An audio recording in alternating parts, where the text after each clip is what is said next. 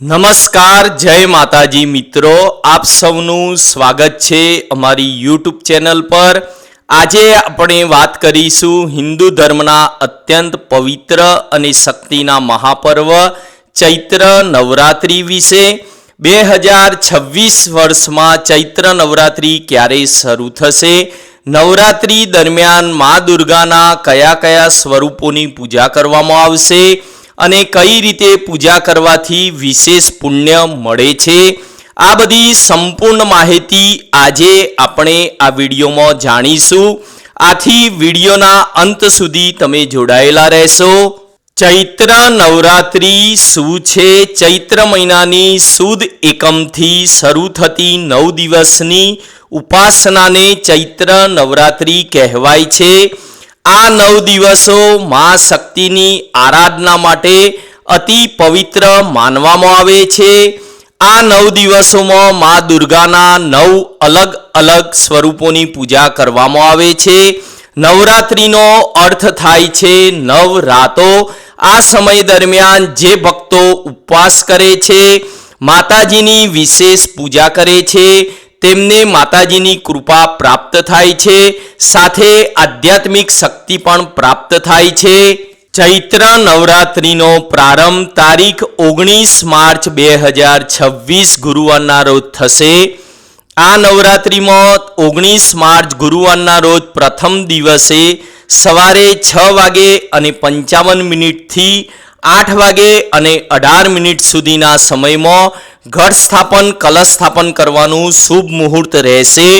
ઘટ સ્થાપના માટેનો શુભ સમય સામાન્ય રીતે સવારના શુભ મુહૂર્તમાં રાખવામાં આવે છે। ઘરમાં પૂજાના સ્થાનને સ્વચ્છ કરી માટી પાથરી તેમાં જવ અથવા ઘઉં વાવી તે પર કલશ સ્થાપિત કરી માતાજીની આરાધના શરૂ કરવામાં આવશે।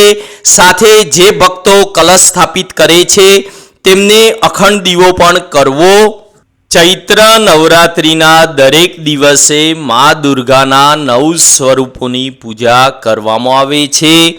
તારીખ 19 માર્ચ ગુરુવારના પ્રથમ દિવસે મા શૈલપુત્રીની પૂજા કરવી, તે હિમાલયની પુત્રી માનવામાં આવે છે।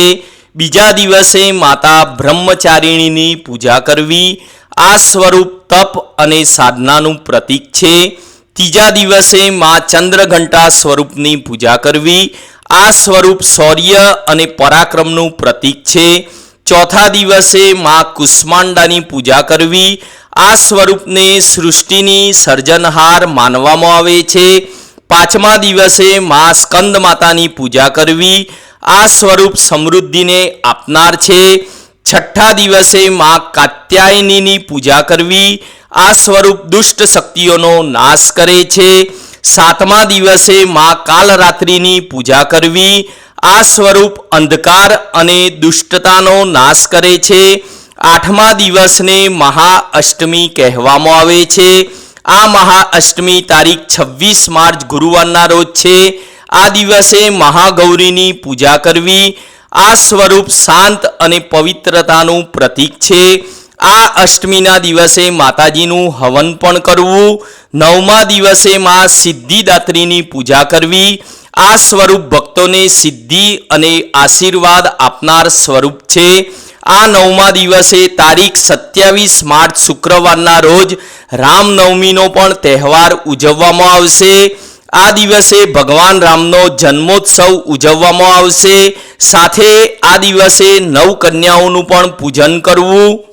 ચૈત્ર નવરાત્રિની પૂજા વિધિ આ મુજબ છે। નવરાત્રિના પ્રથમ દિવસે ઘર મંદિરમાં કલશનું સ્થાપન કરવું, સવારે વહેલા ઉઠીને સ્નાન કરવું, પૂજા સ્થાનને ગંગાજળથી પવિત્ર કરવું, માતાજીની મૂર્તિ અથવા ચિત્ર પ્રતિમા સ્થાપિત કરવી, કલશનું સ્થાપન કરવું, પછી દીવો પ્રગટાવી દુર્ગા સપ્તસતી અથવા માતાજીના પાઠ કરવા, માતાજીને 16 શણગાર અર્પિત કરવા, માતાજીને ફૂલ ફળ અને નૈવેદ્ય અર્પણ કરવું।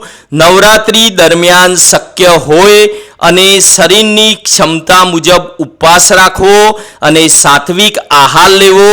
ચૈત્ર મહિનાની નવરાત્રિનું ધાર્મિક મહત્વ આ મુજબ છે. ચૈત્ર નવરાત્રિને આધ્યાત્મિક શક્તિનો મહોત્સવ માનવામાં આવે છે. આ નવરાત્રિ દરમિયાન માં શક્તિની ઉપાસનાથી દુઃખ અને દરિદ્રતા દૂર થાય છે. ઘરમાં સુખ અને સમૃદ્ધિની વૃદ્ધિ થાય છે. મનને શાંતિ મળે છે. નકારાત્મક શક્તિઓ દૂર થાય છે. એવું પણ માનવામાં આવે છે કે આ નવરાત્રિના દિવસોમાં ભક્તિપૂર્વક માતાજીની પૂજા કરવાથી વિશેષ પુણ્યની પ્રાપ્તિ થાય છે. તો મિત્રો, આ હતી ચૈત્ર નવરાત્રિ 2026 વિશેની સંપૂર્ણ માહિતી. જો તમને આ વિડીયો ગમ્યો હોય તો વિડીયોને લાઈક કરો, અમારી ચેનલને સબસ્ક્રાઈબ કરો અને આવા ધાર્મિક વિડીયો જોવા માટે અમારી સાથે જોડાયેલા રહો. જય માતાજી.